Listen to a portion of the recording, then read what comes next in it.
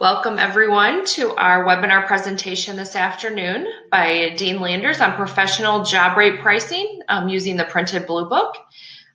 We will go ahead and get started. Dean? Thank you very much, Sarah. Sorry about any delays. We have had technical difficulties moving forward, but we're excited to share this with you. Sarah, if you would put the first slide up, please. It's on. Okay. So you all can see the cover of the book. You have some of my credentials up there. I actually am the author of the book. I've been using flat rates for 35 plus years and developed it out of my own business model because I saw that the hourly, the traditional job rate didn't work. So I am going to repeat some of what I said yesterday before I get into the actual practical use of the book. It won't be that of a repetition, so if you sat in on that presentation yesterday, you will recognize some of the information, but I've tried to refresh it.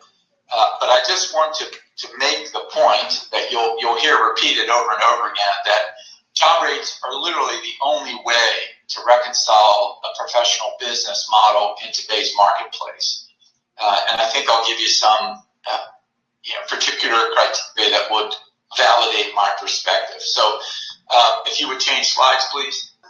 So I've written a little list for you to identify what the issues are that I would say validate the professional pricing of a job rate book as opposed to using time and material. And by the way, there are only two forms. Some people use the flat rate term, but it's really a hidden word for time and material. So you can see the various things that I've written down there that I would identify. Flip the slide, please. And by the way, Sarah, I can't see the slides. I'm reading off of my own slides. I can't see whatever's on the screen for what everybody else sees, I assume. Okay, we're on the professional job rate pricing slide. Yeah, good. So what I want you to do is consider for a moment why you charge what you charge. As I've given these talks, presentations before now, thousands and thousands of service technicians and company owners, a lot of, early on too, it was, nobody had a professional way of determining how they charged what they charge. It was only a handful of people when I actually entered this discussion 35 years ago, and that's really what gave me the impetus to start a job rate price system, because I recognized that a few people were using data to drive what they charged for pricing, and they were doing it systematically across their company. So in all these companies that I'm talking about, they were from all over the country. They all had a method that they were using to calculate job rates. And while we didn't have a name for it back then, I saw the need for it and I put it into this book form. So the question is, why do you charge, your own company, why do you charge what you charge? And I used to hear a way to establish your rates. I know that UASA hosted a cost of doing business webinar, I believe it was last week, and I strongly encourage you to review that, but I'm also going to put forth a few reasons why I would suggest that there are additional factors to consider in implementing a professional pricing system like the Blue Book, the job rate price guide. If you change the slides, please. You're good. So, legitimately, you have some real costs that go into your business that most people consider. So I've listed a bunch here on this slide, and most people will take these into consideration as they're considering their cost of doing business. These are legitimate, but there's many things that aren't included here. So, obviously, some people are working out of their homes, so they don't have a rent component per se, but they should. And so the things I've listed there, you certainly should consider. Web hosting. Maybe you don't have a website. It doesn't matter. You should. And so you need to have that costing factored into your own cost of doing business so that you can get one. That's the whole idea of professional pricing, is so that you can run a legitimate business and pay legitimate ongoing expenses, including growth. And so we'll talk about that. But you see what I've listed here: rent, utilities, truck purchase, maintenance, tires, gas, website, part shipping tools, office staff. That could just be your wife or somebody answering the phone for you. I don't know what it is for you, but, and then then salary. You should actually have a formulated salary that you pay yourself. Not what's left over at the end of the month, but you should establish a salary. What is it that you should be making on a per hour? And interestingly, most people only consider themselves as the technician. However, you're also an owner. You're also entitled to the administrative side for what you put into organizing all the things, doing the marketing, creating the structure that you have internal to your company, as well as any other admin stuff that you do. Maybe you're only the one that answers the phone. Well, what would you pay somebody else to answer the phone for you? That's a legitimate cost that should go into your factoring what you should be charging or what you could be charging. Change the slide, please, Sarah. So here's some things that very few people think about when they're generating costs, like their cost of doing business. Certainly you think about time and labor, but most people don't think about it from the vantage point I just mentioned, which would include the administrative side, your think tank side, your ownership side, the time where you invest into developing a business, a legitimate business. There's a cost associated with that, and you're entitled to make a profit on that. You're entitled to a salary for that time, energy, and effort. Most people don't consider it. And then at the top, I put the biggest one that very few people consider is the liability involved in pricing jobs. And that's where you really have to be careful, because today's environment is such that, product are not built as rigorous as they used to be. And so that the flooring that they're sitting on is not as rigorous as it used to be. The water supply coming to products isn't as rigorous as it used to be, where it was always copper, now it can be plastic, blah, blah, blah, on it goes. That all increases the liability exposure that you have, that nobody is taking that into account when they price the jobs out themselves in an hourly fashion. Obviously, tools and equipment. Are you covering all those tools and equipment? Because there's a constant need, not only to cover what you have, but what you're going to have, what you're going to have to buy. I mean, lock rings is a good example. When 600 came into being, a lot of people didn't have lock ring. You're going to need lock ring on a lot of these system jobs. So that's an expensive investment of your resources. Did you calculate that? I'll go into unpredictable circumstances in a minute, but inventory management, people are like, well, Dean, I'm covering parts. Parts are only a portion of buying the parts. Parts management, where you look up the part, you decide what goes on your truck. You have to manage warranty parts. You have to manage getting parts off your truck that you're not using. You have breakage, shrinkage, loss. All of those things go into inventory management that people don't consider. And then obviously education and training. If you're a member of UASA, which I hope you are, if maybe you attend the ASTI and take time out of your day to attend webinars like this, which you should, there's a cost to that. And then obviously benefits, and this is another big one. I put this one near the bottom. That you see, most people, they say, well, my wife has benefits in her job, and so I don't need benefits. Well, it doesn't matter whether you need them or not. You should be charging properly so that you're paying yourself benefits. What benefits? Vacation, personal, holiday, retirement. All those are legitimate benefits, and you should be calculating on those. And then insurances. And I can't see this on my little screen, but insurances, there's all kinds of insurance. Unemployment insurance, workman's comp insurance, completed operations insurance, obviously truck insurance, umbrella insurance. All these are legitimate expenses. Whether you pay for them or not, even if you're a one-man operation, they're legitimate costs that if you intend to grow, and even if you don't intend to grow, you should still be accounting for your benefits and for your insurance costs. And particularly today, it's a fool's game to not be insured in this litigious society that we exist in today. So you should always have insurance. It's why you buy insurance, to protect yourself from harm's way. You have houses today you're going in that are easily worth $1 million, $2 million, $5 million, $10 million, $15 million. You don't even know the value. And you could be exposed in a tremendous way. So insurance is a necessary cost, and I hope you're considering it, as well as the benefits and the liability and the other things I mentioned. Now let me talk about unpredictable costing factors that go into it. Obviously these fault code situations today where you read a flow chart and it says, well, if you're having this problem, put the part in, and if that doesn't solve it, then put that part in. Where boards interface or the main control board. Okay, well, which is it? Well, they don't even know. They're telling you try one, if that doesn't solve it, put the other one in. Well, the parts distributors don't want used parts back. How do you cover that? And have you ever had an installation issue where you can't get the product out, where it's really tight to get out, and you run the risk of breaking something? I've rusted screws, whatever. And then, these unforeseen circumstances, like intermittent low voltage, what kind of problem is that causing? And how do you know it's intermittent? Weak floors, hard water, you see low water pressure, slow drains, and then seasonal conditions. Are you tracking for seasonal conditions?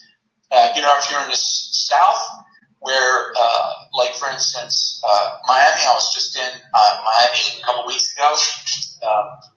You have the snowbirds. There's nobody there in the summer. I think it's 300,000 people are the population in the summer, and in the winter it goes up to like 2 million because all the snowbirds come down. So, certainly anybody in the Northeast or Wisconsin or the lake effect, anybody around the Great Lakes understands heat and flooding and ice and all those contributing factors that we oftentimes don't calculate. How many days a year do you lose from seasonal conditions? Is it 1? Is it 10? Do you know? That has to be tracked. And then obviously designs that aren't friendly, lack of manufacturer support, blah, blah, blah. So move to the next slide, please, Sarah. And I'll get to the good stuff that's coming, but I want to beat this horse a little bit to help you understand what it looks like when you're providing a high-quality service to a customer. Professional service is not cheap, and cheap service normally isn't professional. I said that yesterday. And your customers, they want a good value. When they call you, they certainly expect you to fix the appliance. That's a given. That's why they call. That's what you're in business to do. But so much more go into delivering a high-quality customer product that delivers excellence to the customer so that you can guarantee what it is that you've done. And you provide these insurances and all the other things that I mentioned. So what does that look like? If you go to the next slide, I've just listed up a few things that I would identify in your company. We all have uniqueness to our companies. People like individual companies. They like whatever it is that you offer, what I refer to as your stickiness. They like that, and they want more of that. And that's why they buy from you, particularly from you and your company. It's not because you're cheap. That's never why people buy. In fact, in all the statistics that I've ever seen, you can go check me on this. Go look up, Google, why do people buy? And you'll see statistics come up to that. You got to go down to page 2, 3, 4, and you'll see these doctoral investigations where people have done doctoral studies on why people buy. Price is never the first or second issue. It's seldom the third. It's usually fourth and sometimes fifth. That's not why people buy from you.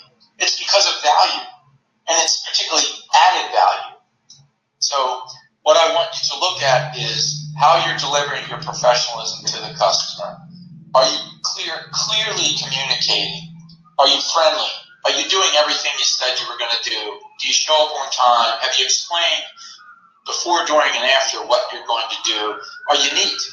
Are your work habits neat? Are you careful with customer possessions? And are you consistent company-wide? You can see the others in that list. Switch slides for a minute, Sarah, please. So I just made a list about what do you do as a hobby? And I've listed a whole bunch of things here. I'm not going to go into each one. But the point is, if you would look at those things that you do as a hobby and identify, like I do a lot of these. So I'm not a car guy. I'd like to be, but I'm not. But I spend a lot of money. Like I'm now into bicycling. I'm a bike packer. I travel. I don't hunt, but I hike. And I fish. I've got high quality products in all those venues that I like to participate in, all those adventures. I'm not buying the cheap stuff. I'm investigating. I'm sending cheap stuff back. I don't want it. I want high quality stuff. And if you have any of those things, you get what I'm saying. You're not buying the cheap stuff. If you can understand the value, because this is your hobby, you want the better stuff. One of my buddies is a fisherman. My gosh, he's got 30 fishing rods. He's got hundreds of lures, besides his boat. And, all these things are real. So I hope this makes the point that your hobby speaks to the fact that you're not buying price, you're buying value in your hobby. And if you flip it over, I won't belabor this point. I only have a couple more slides to try and drive it down. But if you're looking for a new roof, a new furnace, or a new piece of furniture, price is seldom the issue unless you're buying it for one of your kids and you know they're going to destroy it because maybe they're in college or something. Not the new roof or the new furnace, hopefully. But, you're going to investigate. You're going to try and find the best quality product that you can from the company that you think gives you the best value for the best price. But price isn't what you talk about first. It's their experience. It's their the value that they bring. It's the people that they've done work for before.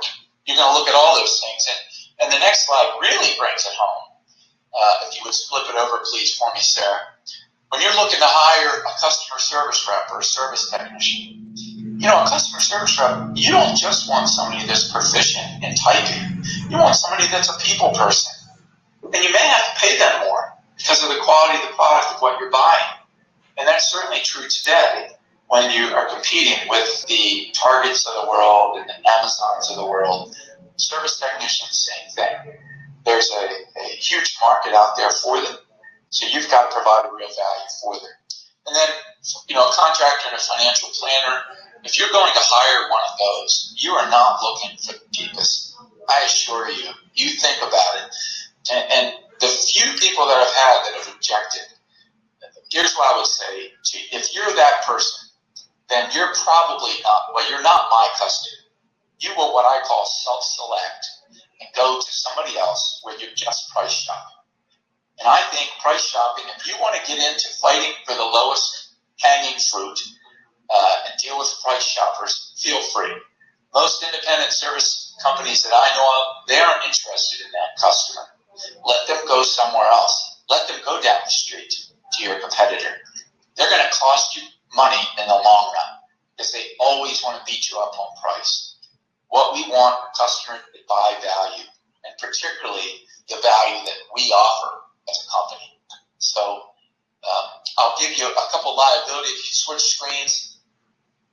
In fact, switch that one. I already talked about the degree of liability. I'm going to go into specific refrigerator servicer liability. I mentioned water lines, floor damage, food loss, cabinetry damage, recalls. Refrigerators, when there's a problem with the refrigerator and you have a recall, and you will have recalls on them, the liability that you're exposed to and the responsibility that you have to get back out there faster is as high as it can be regarding any other appliance, because customers need a working refrigerator. They need that thing working. So you run the risk of food loss. So you want to make sure that you don't do that where you're creating a food loss issue or floor damage or whatever. You have that as liability anyway going into it without you even doing anything. And so certainly hope you have a damage waiver, a liability, limited liability form that you can have a customer sign. But the point is, servicing a refrigerator has an increased amount of liability involved, and you should be charging for it. In the hourly structure, you can't charge for it. It's the time. So unless you have a different hourly rate that you charge for a refrigerator, but you'd have to quote that to the customer. It would be really uncomfortable at the time of scheduling the call as opposed to using job rates, particularly the Blue Book, because it's all done for you. And we'll get into some specifics. And then the next slide shows some stackable washer and dryer, particularly the washer liability, which, and by the way, all the things I've listed, I've personally experienced.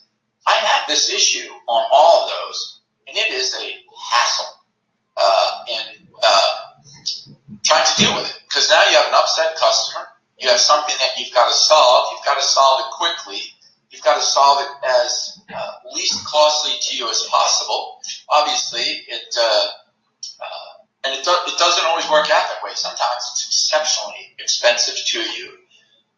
And so, do you charge for a second hand or an all dolly if you pull an all dolly out to unstack or pull out a double wall of it? You should.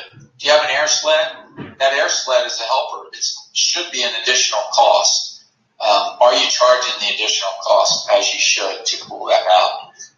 So you see the liabilities that I've listed.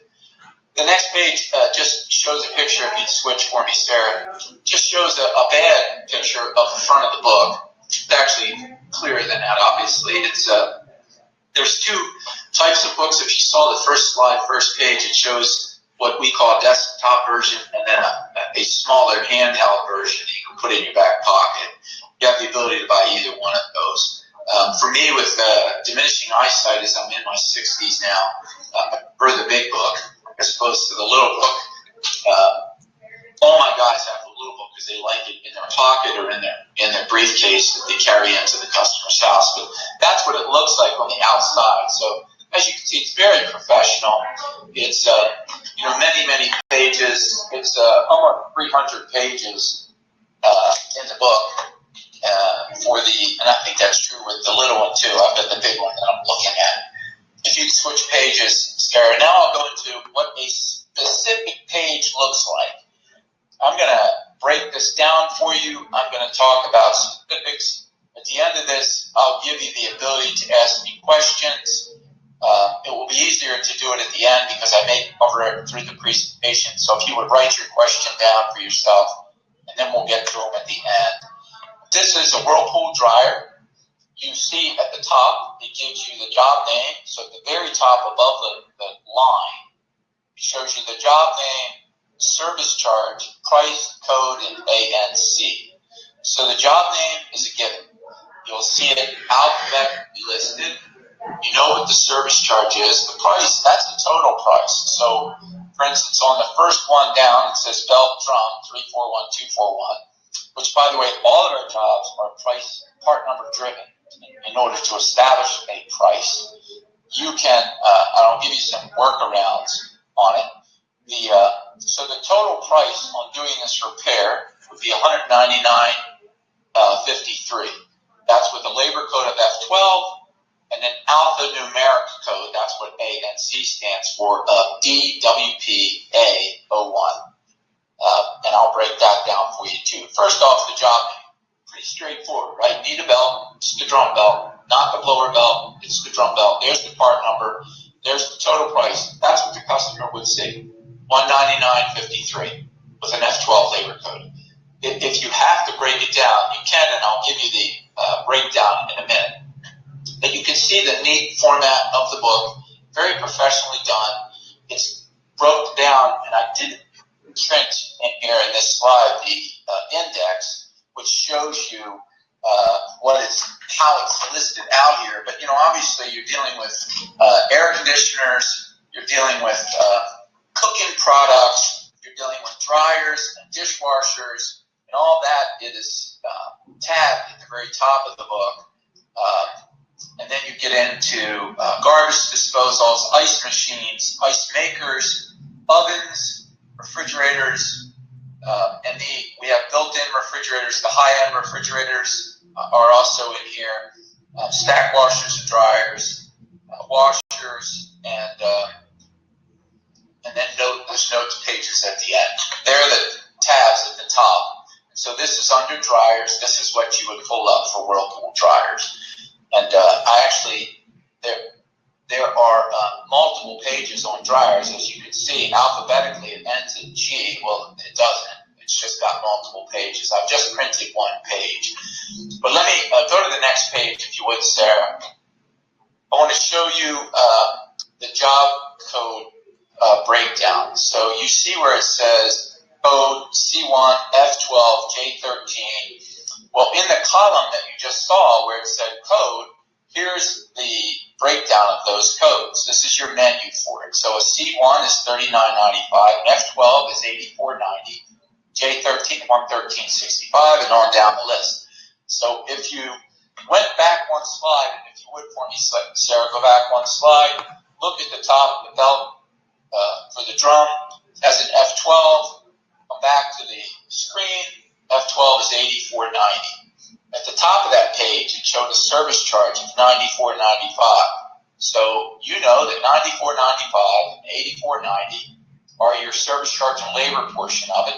The balance of that price, so those two subtracted from the $199.53, and I'll get into this and I'll show you some breakdowns. So don't freak out. The balance of that is the cost of the part. And just to note that what we've done is I've got a picture in here that shows you how we do parts markup. And the parts markup is particularly for a part that you don't have on your truck. And I'll explain why that is in a minute. But first, the parts that you have on your truck, which are the high-moving parts, and most people, by the way, it's only the top 100 parts, 125 parts, that you're going to use on a regular basis over and over and over again. Most people have a very designated service area, and they service specific types of clients within that service area. I can tell you we have a multitude of technicians, and for our technicians, each technician's area has its own demographic and its own product mix. And we stock a truck according to that product mix.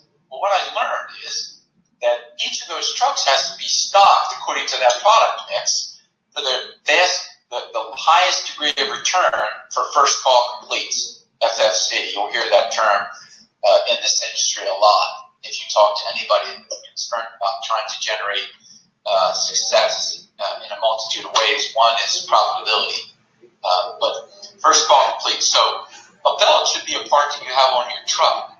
And so when you look up the price of the belt, you're going to see that you can buy a belt if you're buying wholesale for about $4, about $341,241.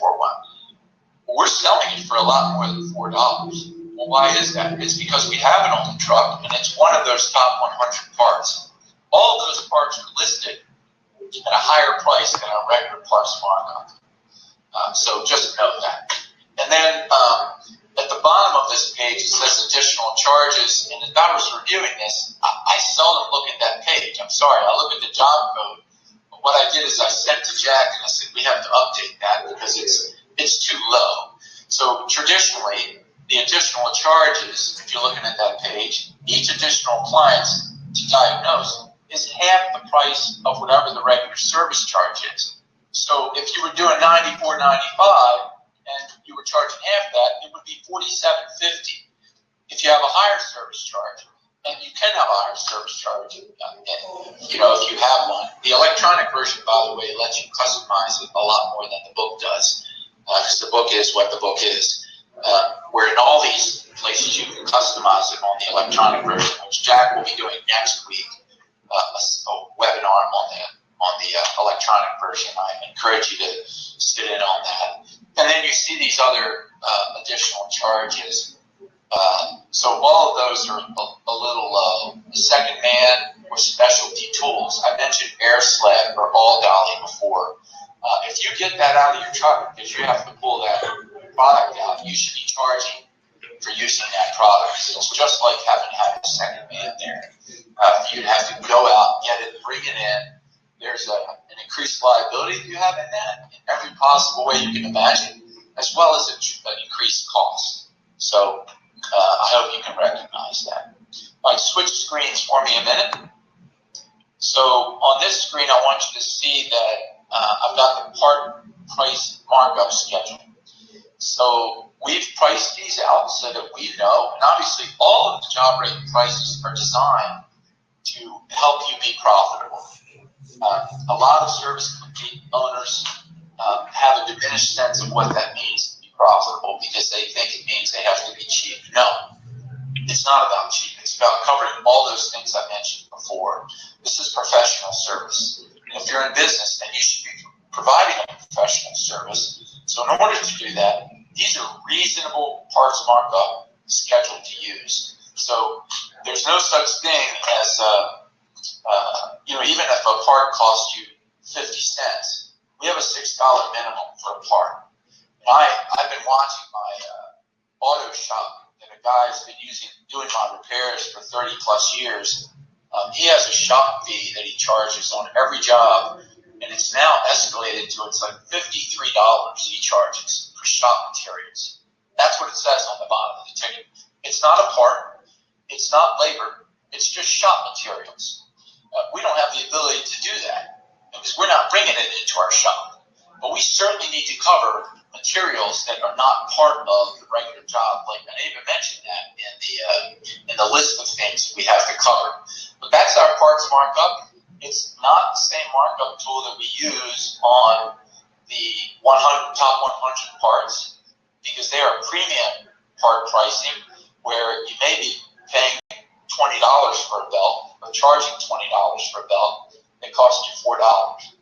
Yesterday it came up in the presentation that, well, how do I justify that to a customer? By this. Customers can certainly buy parts for as cheap as you can, no doubt about it. But you have it on your truck, and you're going to guarantee the part. We, as a company, won't install customer-supplied parts. We will only supply or install our own supplied parts. Because if the customer's part fails, you've got to determine, well, was it your labor or was it the part, which means you've got a second trip. Now, the customer's part's what's failed. It wasn't a faulty labor. He's going to pay you again to put the part on again. But you've got a second trip now involved in coming out and determining that it was their part. Now he's got to go get the part, and you've got to come back. Her trip. Who's paying for that? We should, because they supplied the part. So, and then the argument that I used yesterday, and I think it's legitimate, is when I go to a restaurant and I buy a beer, I pay $7 for a beer, $8, $6. I like IPAs, so I'm usually in that $7 range. I can go and buy a 6-pack of IPAs for $11. How does that figure? So a 6-pack, 6 times 7 is 42, when I can buy it for 11. So it's almost 4 times the amount of what an individual beer costs. How do they justify it? Well, they justify it because you're there and you buy it, right? It's a free market. I don't have to buy it, but I do. Same idea. Customers don't have to buy the part that you're selling, but you are able to fix it right then and there, and that's fair, and that's what you're doing. So that's why we use the parts markup, and I think that's a reasonable argument to a customer. You don't have to use beer. You can use I see a lot of people are now charging for sweet potato fries, or they're charging extra for specific vegetables that you would get on a sandwich, or you go to buy a steak at the grocery store, and the steak you could pay $6, $7, $8 for it, but they charge you $30 when you go to the restaurant. So there's reasonable arguments to make in that regard. If you go to the next page, Sarah, this is a breakdown, and I'll explain this a little more in a following page. Here's an explanation of the alphanumerics. It is missing some titles. I noted that Miela's not on here, La Cornu and some other high-end brands, and some brands that are on the fast track like Verona and Beko, Bloomberg. These are brands that you're going to start to see in the U.S. market as they've just over the last couple of years been selling them. Not widely distributed, but enough to where we have to put pages in the book over the next days. So the first product heading is the first letter. So the first letter in an alphanumeric talks about is this a dryer? We saw a D for dryer under that Whirlpool dryer belt. It had a D first. And then under brands, you see, you don't have that picture up yet, but it's the second screen. You'll see that Whirlpool is listed as WP. So on a Whirlpool dryer, it would be D, WP, and then the last letters are the actual repair number. And I added an A because these could get into A, B, C, D, depending on how many products they have. And we are starting to get into Bs in some models where we've gone, way forward into, as some models become obsolete, some repairs become obsolete, we don't reuse that old alpha code. We start with a new code moving forward. So the alpha code for that dryer was DWP-A01. It was at the top of the page. It's A of eyesight issues as I do. You can see it pretty clearly. I want to bring your attention to the third item on the list. The belt for the drum, the iron pulling rollers, which is a support package kit. Now, I didn't list the part number there. It's individually listed above, and you can find the rollers below. So what you see above is the drum belt and the pulley. But you do know there's a kit involved. But at 271.79, if you would switch screen, Sarah, go to the next one. So it says belt, iron pulley, and roller kit. And I wrote 4392065 because that's that support package kit. You can also break it down and have the individuals, but that's the support package kit number. If you're using the electronic version, that's probably the part you're going to put in, unless you carry them individually on your truck, which Jack will show you next week how to put those each into your display breakdown so you can present it to the customer on your device. But it says the belt, iron, pulley, and roller kit. It didn't have a part number. I've listed it here for your sake. And it said 271.79, J13, DWPA03. What does that mean? Well, here's the breakdown. The service charge, which was at the top of the page on the dryers, was $94.95. The J13 was a labor code of 113.65. And if you remember what those labor codes were, C1, F12, J13, if you note on that the last number changes, it goes from C1 to F12, so it's 2, to J13, which is a 3, to L14, 4, to N15, 5, so it's the last number changes. So you know if you see a 15, you don't even need to know N, but you can, obviously it's going to be listed there. You know it's the 5th price point on the labor code breakdown, and so on. So you can see the total, $271.79, factors as a $94.95 service charge, $113.65 labor code. The balance is the price of the part. And it's a fast-moving part, that support kit. You can buy that kit now for, well, you can't get them right now. They're on back order, as you know, the vast majority of fast-moving parts are. It's a very painful time to be in our world. Which, by the way, in unpredictable, I forgot to mention, I had it written on the screen, but COVID lived, and I remember when prices on gas went up, dramatically, we were able to sustain ourselves for a short while before we altered price. And then we added this and add-on. And then we lowered the price when it went away. But you have to have money to cover those costs. It's a real cost. So this part was $63.19. It's a fast mover, and it's built as a specialty price because it's one of those top 100s. So $271.79 is the total. Some people argue with me, well, Dean, like for instance, on the coasts, for the most part, in any major metropolitan city, these prices are too low.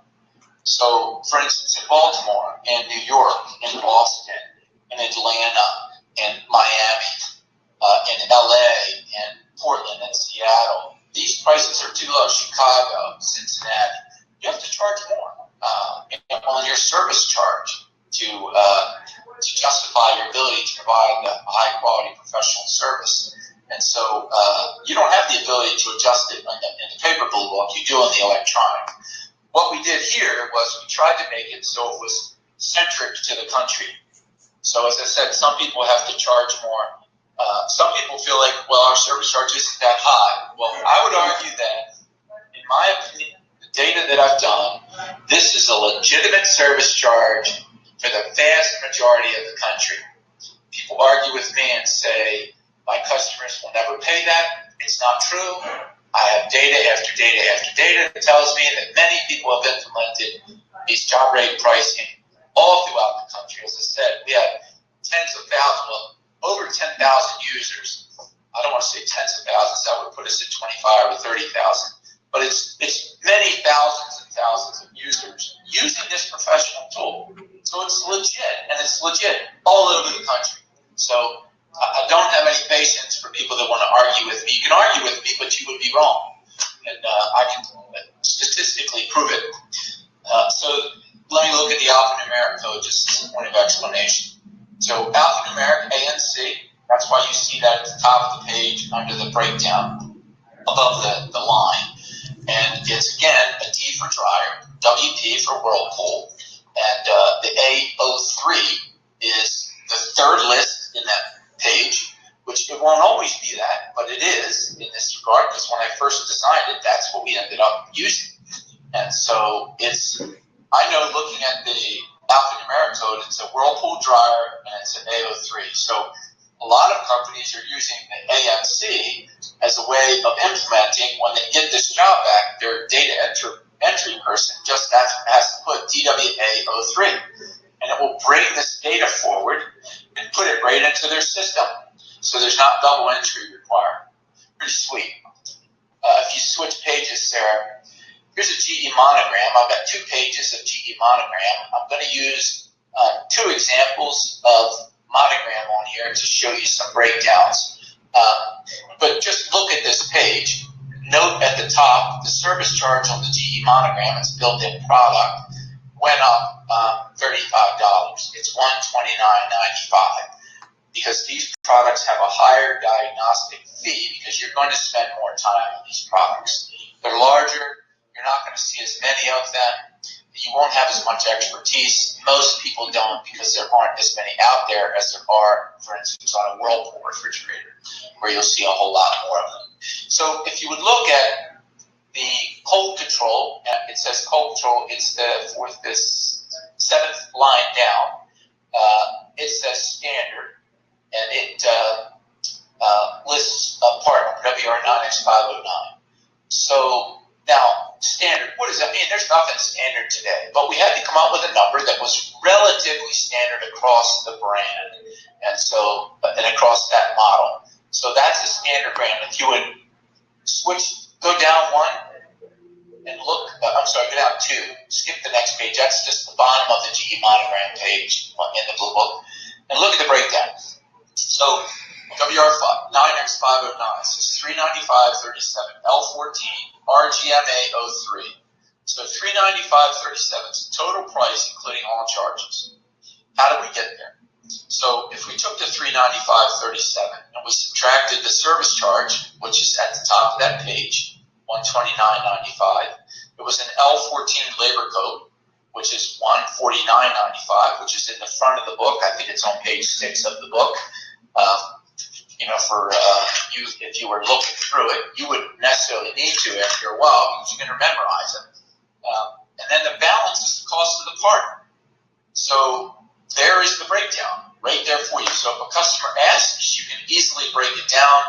If you have to pay tax on any particular part of that, you can.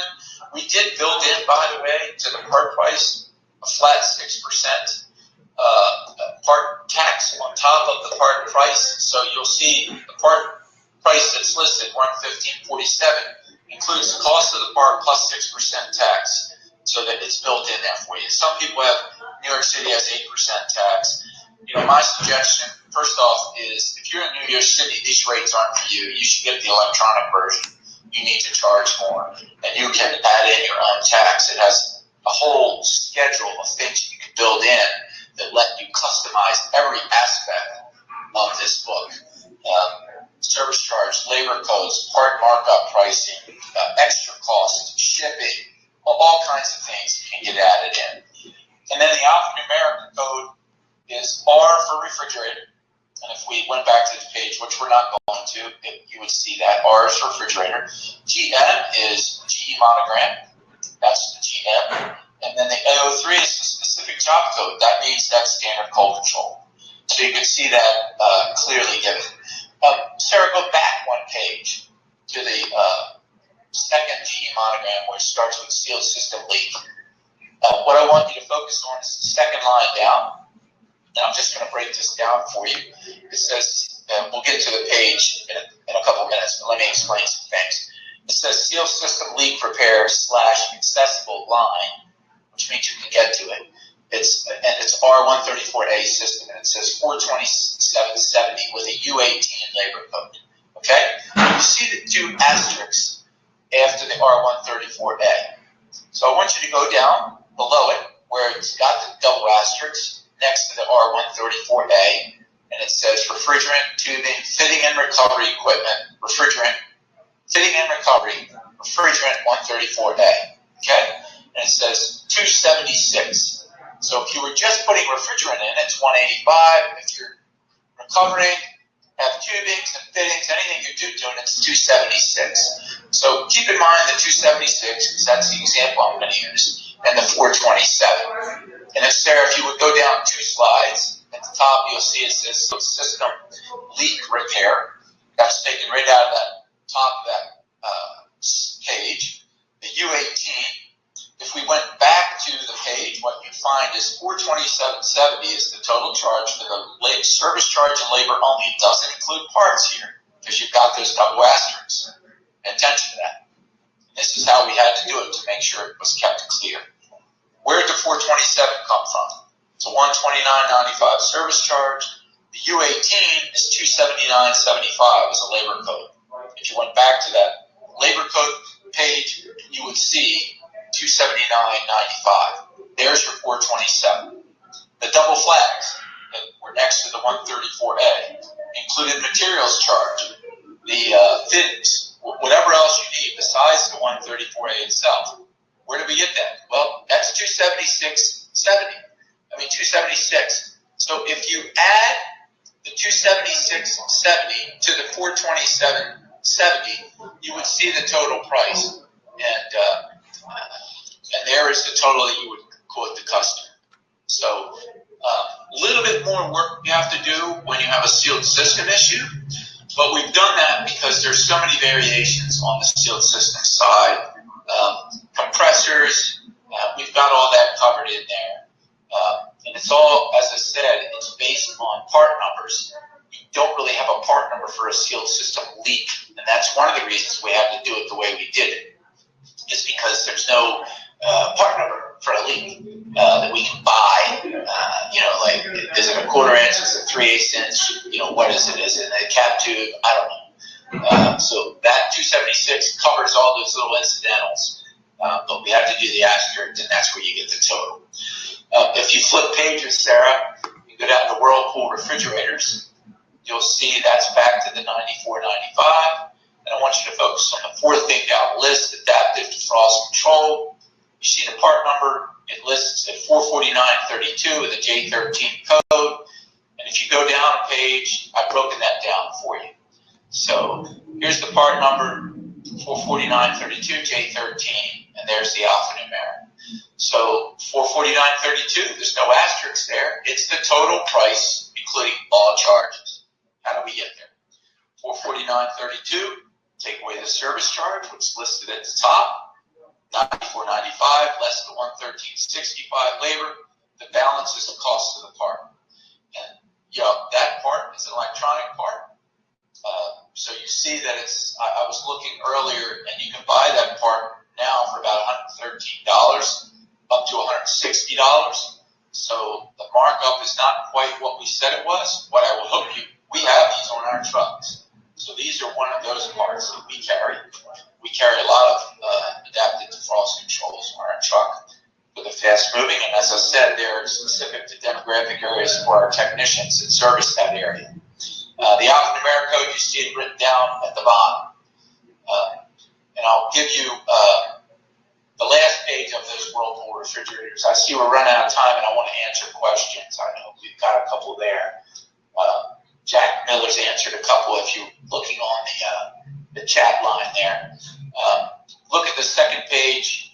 Sarah, if you go to Refrigerators Whirlpool, you'll just see down where it also has lines for refrigerant and recovery 134. Obviously, we haven't added 600 in there yet. We will. All those units are still under warranty for the most part. So let me go to best practices and implementation. The first 3 are the most important. That you, and I said these yesterday, so you as the owner have to embrace the value of job rates and the professionalism that your company offers. If you don't, then you're going to argue with me and say, Dean, I've actually had a company that I'm ripping customers off. And I'd say, no, I think you're just ripping yourself off because you're delivering a professional product, but you're not charging for it. What's the difference between you and the national companies who are charging these rates? Whereas I've not met any independent service business owner that doesn't deliver a better product than the nationals. We're able to turn on the dime. We can address customers' complaints. We can fix their problems way quicker. We offer a better product. It's why customers would prefer to deal with us. The dilemma is we've undervalued what we do, and we don't always do what we said. But if you can offer a professional level of service and answer all those questions about service delivery excellence, you've got a huge value. It's a value add to the customer. So you have to get a hold of that. You have to be able to explain that to your staff, and they have to own it. And everybody has to grasp the value of professional service rates or job rates. It's a challenge for business owners. I've had many business owners that have sat in my presentations. They'll do it like the second or third time. They will have bought the book at either one of these webinars or at an ASDI or one of the Riskies that we used to do, and they won't use it. And then 2 years later, they will have attended a second webinar or seminar, and they go, Dean, I'm going to do it. And then they'll send me an email, weeks later, they say, good grief, I can't believe I didn't do this earlier. It's crazy to me that I didn't address this earlier because everything that you said was true. So, as I said, that is a regular thing we get from customers that buy the job rate book. And Jack deals with it more than I do. I get them at the conventions where they happen to send me a note because we had an interaction, a personal interaction. So, if you would go to the next slide, here's how I like to present the book. I want you to do a complete diagnosis of the product, and that means everything. You want to avoid recalls. And you want to determine, do you have the part, or do you have to order the part? If you have to order it, how long, how fast, when, where, how, why. When you call the customer, call them back to your product. You're in front of the product. Have them come back there and be prepared. Know what you're talking about. The reason why you want them in front of the product is so that you can explain the failure and the value of the repair. And look, the product, it's in good shape. You don't have a lot of rust damage on the product. And you're the expert, so you're offering the solution. You're telling them that you see this as a valued repair. You give them the timeline. Well, Ms. Jones, I have this support package on my truck. I can fix it right now. I have the adaptive defrost control on the truck. I have it right now. And you open the book up, and you point to the price. I'm doing it as if I'm showing you. I know you can't see me. It's a habit. You point to it in the book, and you hand them the book, and you let the book do the talking for you. It's a very professional tool, and it's very powerful in having the customer touch the book, just like it would be if you were showing them on a tablet or your phone because of how it's displayed. It's very professionally done. It's a national product that your company has aligned yourself with. And then obviously you want to ask if they have any questions, and then obviously you want to ask for the repair. You're determined that it's worth fixing. So you want to fix it. So skip the next screen, Sarah. I didn't fix that. And on this last screen, you see mine and Jack's email address and our phone numbers. Please feel free, if we don't answer your question on this call, feel free to reach out to either one of us. I had a couple people that did so from yesterday that I've already interacted with. So please feel free to do that. But if you have a question, now's the time to ask it. Jack and I will be able to handle it. As I said, Jack is going to do the presentation next week on the electronic version. So if you have questions on that, I would direct it to Jack in an email so that we don't take time now, because this is about the printed version. So does anybody have a question that they'd like to ask about the printed version of the Blue Book? And while I'm letting you think about that, Jack, are there issues that you've had people that I haven't covered that bring up to you in your experience talking to customers on the phone?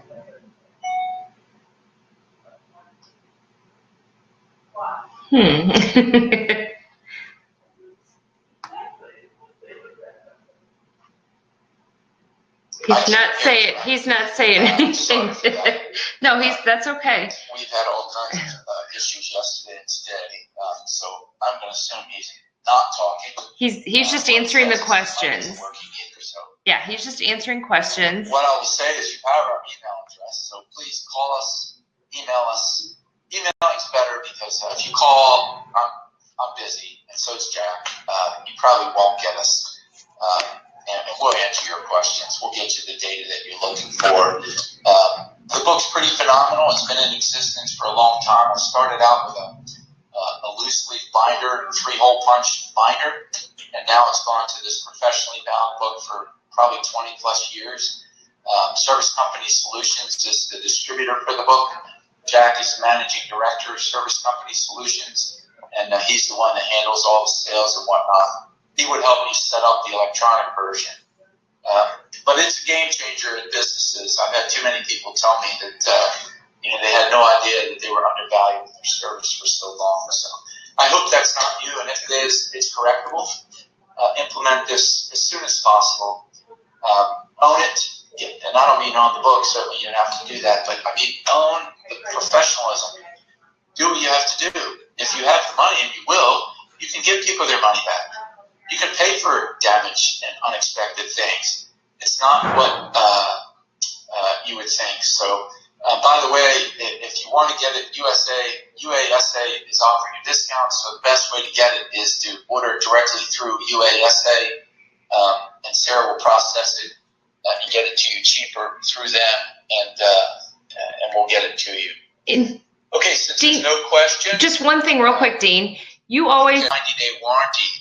To go back on the service charge free when sometimes it's just customer instruct. To be able to feel the freedom to do what you have to do with discounting a repair for those predictable and unpredictable. If you're running a professional business, then you're doing all those things. And there's no reason why you have to be the lowest priced company in town. You shouldn't be, because people buy value.